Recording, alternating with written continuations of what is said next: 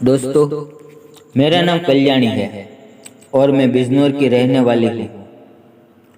हमारे घर में 4 लोग थे। मैं, मेरी छोटी बहन सिमी, पापा और मम्मी। सब कुछ सामान्य चल रहा था। लेकिन एक दिन सिमी की अचानक मौत हो गई। उनकी मौत ने हमारे पूरे परिवार को अंदर से हिलाकर रख दिया। सिमी सिर्फ 15 साल की थी। ना कोई बीमारी, ना कोई संकेत। एक रात वह सोई और फिर कभी जागी नहीं। डॉक्टरों ने इसे दिल का दौरा बताया, लेकिन मेरे अंदर कुछ और ही चल रहा था। कुछ ऐसा जो समझ से बाहर था।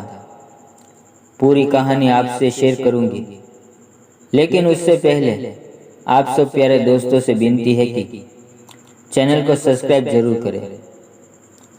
दोस्तों, सिमी की मौत के बाद पापा अजीब व्यवहार करने लगे। पहले वह शांत और संयमी इंसान थे, लेकिन अब वह हर वक्त सिमी के कमरे में बंद रहते। उनके चेहरे पर दुख साफ झलकता था और वह सिमी की तस्वीर के सामने घंटों बैठे रहते। मैंने कई बार सोचा कि पापा को समझाऊं, लेकिन उनका दर्द इतना गहरा था कि मैं कुछ कह नहीं पाती थी। एक रात कुछ ऐसा हुआ जिसने मेरी धड़कनें तेज कर दी।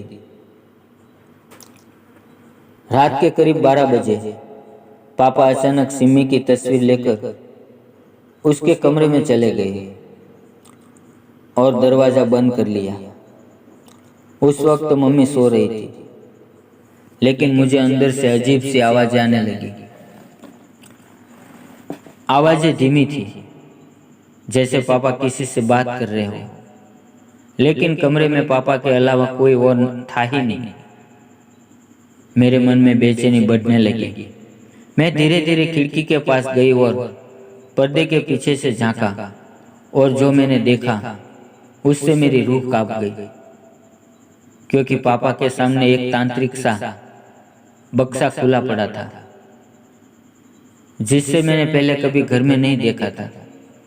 उसके चारों ओर काली मोमबत्तियां जल रही थी और उनके बीच में सिमी की एक गुड़िया रखी हुई थी। लेकिन वह कोई साधारण गुड़िया नहीं थी। वह इतनी असली लग रही थी कि मानो उसमें जान हो। उसकी आंखें चमक रही थी और चेहरा बिल्कुल सिमी की तरह था, जैसे उसकी आत्मा उस गुड़िया में समा गई हो। पापा ने वो गुड़िया अपने हाथ में उठाई और उसकी तरफ एकटक देखते हुए बोले, सिमी बेटा, मैं तुझे वापस ले आया हूँ। अब तुझे मुझसे कोई नहीं छीन सकता। कमरे का माहौल अजीब तरह से बदलने लगा। दीवारों पर अजीब सी परछाइयां उभर आई और हवा में ठंडक फैल गई। गुड़िया धीरे धीरे हिलने लगी और उनकी आंखें मेरी रफ मुड़ गई। वह गुड़िया पापा की गोद में हिल रही थी, जैसे वह वाकई में जीवित हो रही थी। उस वक्त मेरे अंदर एक ठंडा डर भर गया।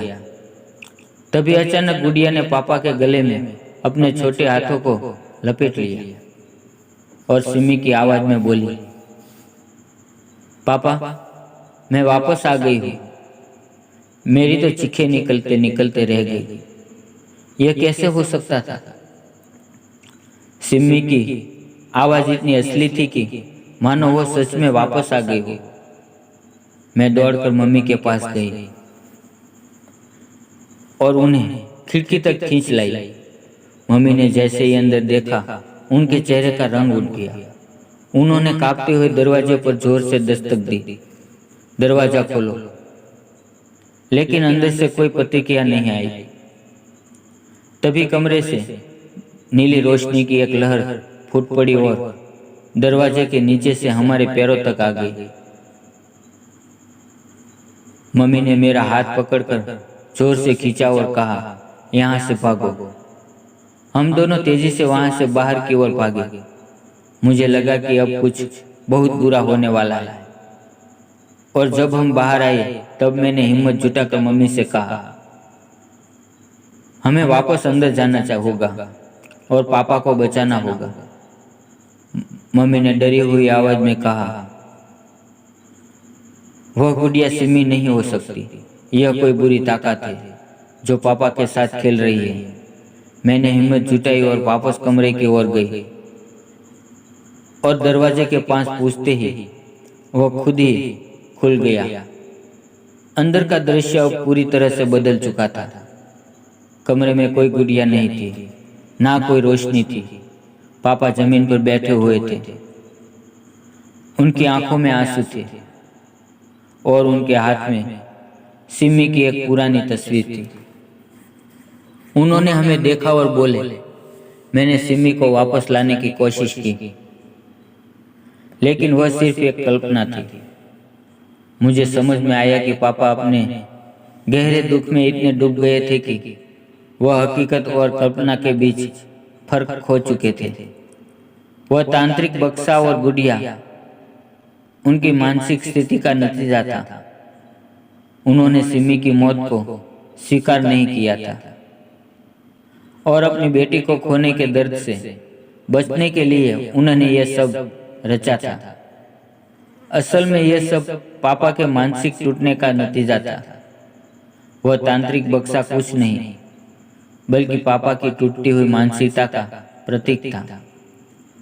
गुड़िया जिसे मैंने हिलते देखा था, वह दरअसल पापा के टूटे हुए मन का भ्रम था। हम पापा को कमरे से बाहर ले आए। मम्मी और मैं धीरे उन्हें समझाया कि सिमी अब नहीं रही, लेकिन उनकी यादें हमेशा हमारे साथ रहेगी। यह सब एक मानसिक भटकाव था जिसे पापा ने खुद रचा था, लेकिन उस रात की घटना ने हमेशा के लिए हमें बदल दिया। दोस्तों, कहानी पसंद आई हो तो वीडियो को लाइक और चैनल को सब्सक्राइब जरूर कीजिएगा। कल मिलते हैं फिर से एक नई कहानी के अंदर। धन्यवाद।